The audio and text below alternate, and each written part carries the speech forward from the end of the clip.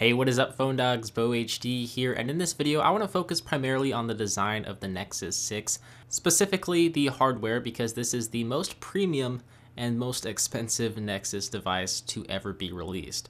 To put it simply, it's basically a giant blown up version of the 2014 Moto X, but that doesn't mean we still can't appreciate the design. So first of all, the Nexus 6 up front and center is the beautiful 5.96-inch AMOLED display with a 1440 by 2560 resolution. But as you can see, the entire front of the display is primarily display. The top and bottom bezels are very minimal, especially the bottom bezel, which actually kind of threw me off when I first started using the device because, as you know, most phones have a larger bottom bezel.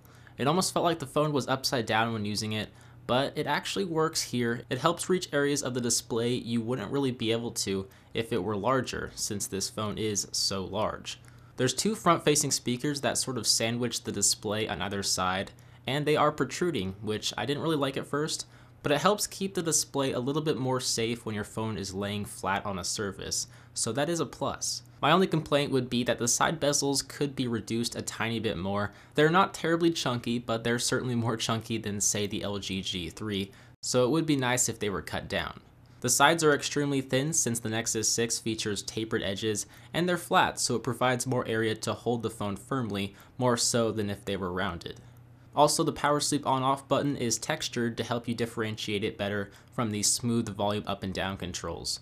It's a subtle but nice addition Motorola threw in there. If we take a look at the back though, we will find the 13 megapixel rear-facing camera and a dual LED flash with the Nexus and Motorola logos. The back cover is plastic though, which I'm not a fan of. I would have loved to see it constructed with aluminum, but the back cover really isn't that bad. It actually reminds me of the LG G3, since the G3 had a plastic back cover, but it was finished to actually resemble metal, and it kind of feels similar to metal. And it meets with the metal frame perfectly, so once again, it feels like metal. The Nexus logo is indented into the back cover ever so slightly, and the indented Motorola logo is also indented into the back, but it's very smooth. It too is very subtle, but it's especially pleasant since your index finger naturally rests in the indentation when holding the Nexus 6 in the hand. Overall, I was skeptical about the Nexus 6 and its build quality, but actually the more time I had to use this device as my daily driver, the more I actually really loved it. The slight curvature of the build makes this monstrous 6-inch phone feel less obtrusive.